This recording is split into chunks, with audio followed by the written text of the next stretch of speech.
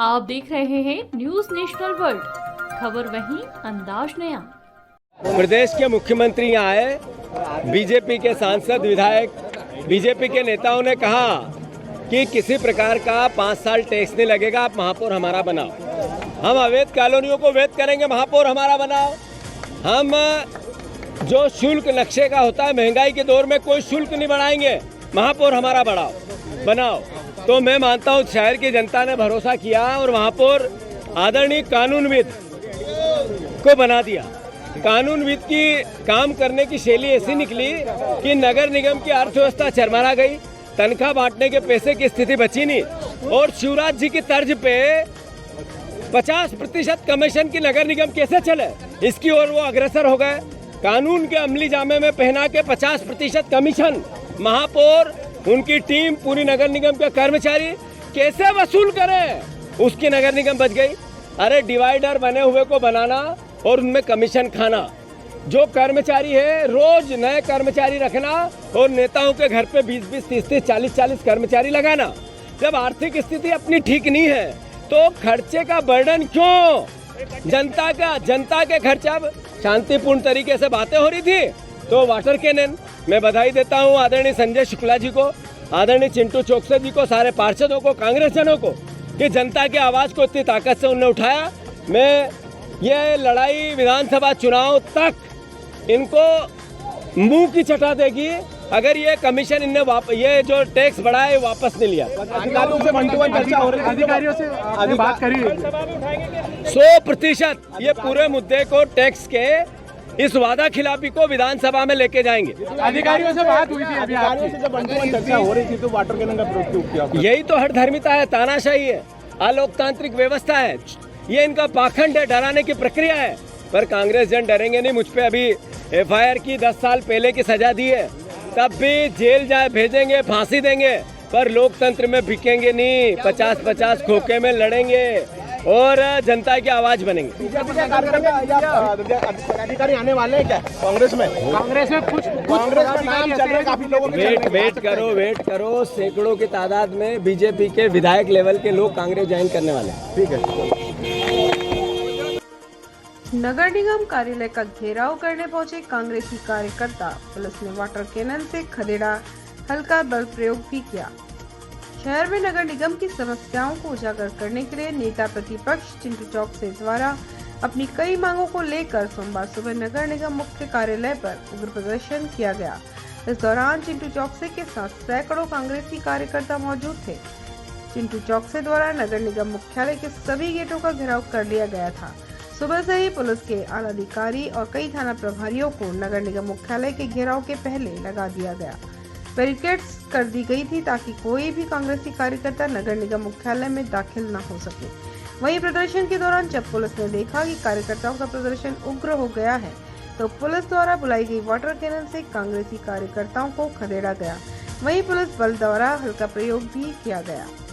Bharatiya Janata party पूरी तरीके से डर गई है। जनता की आवाज़ को उठाने का जो धर्म विपक्ष का होता है उसका निर्वहन करते हुए आज कांग्रेस पार्टी ने यहाँ पर जनता की आवाज़ उठाई।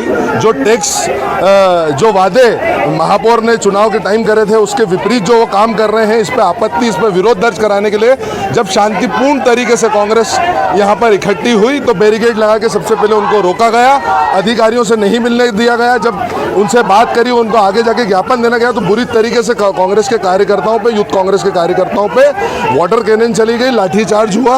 हमारे जिला अध्यक्ष भी घायल हुए, हमारे सेवा दल के जिला अध्यक्ष भी घायल हुए। आप देख सकते हैं कि मेरी आंख में से खून आ रहा है। इस बुरी तरीके से मारा गया, जबकि आंदोलन पूरी तरीके से शांतिपूर्ण था और माइक के माध्यम से कन्वर्सेशन हो रहा था, लेकिन उसके बावजूद इस तरीके से काम करा जा रहा है। भारतीय जनता पार्टी अपनी अभिव्यक्ति की आज़ादी, आपकी अभिव्यक्ति की भी आज़ादी छीनना चाहती है। आप बात ही नहीं कर सकते, उसके खिलाफ आपने मुंह खोला तो आपको लाठी डंडों से मारा जाएगा, पीटा जाएगा। लेकिन कांग्रेस पार्टी और यूथ कांग्रेस के सभी साथी ये लड़ाई जनता की लड़ते रहेंगे।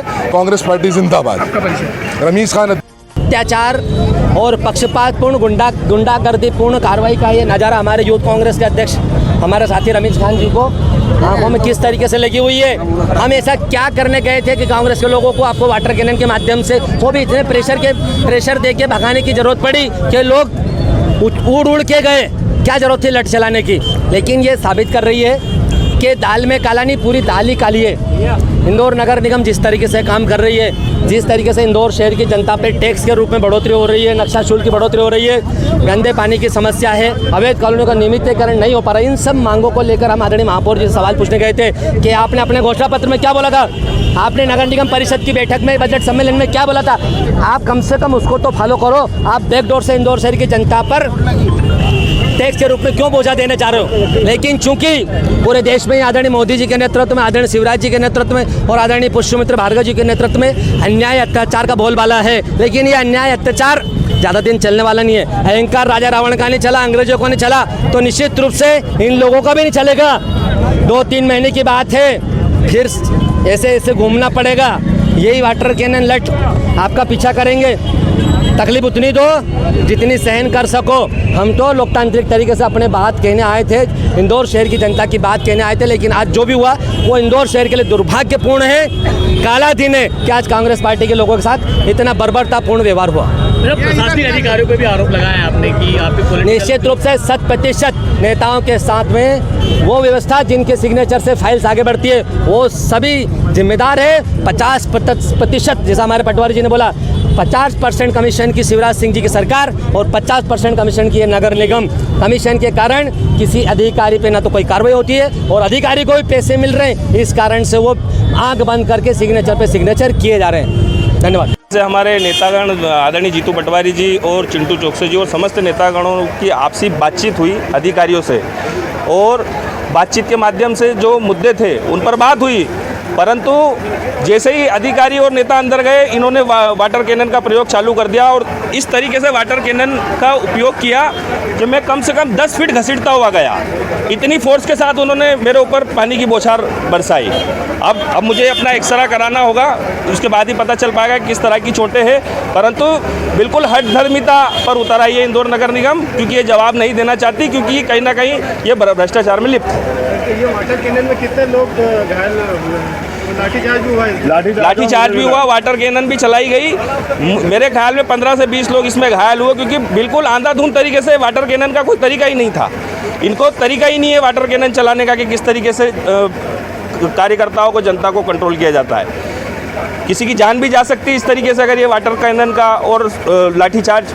कई महिलाएं भी वाटर कैनन की चपेट में आई थी। बिल्कुल आई है, कई महिलाएं भी वाटर कैनन की चपेट में आई और कई महिलाएं भी घायल हुई है इसमें। अपना पैसे दौलत पटेल, जिला अध्यक्ष यूथ कांग्रेस इंदौर।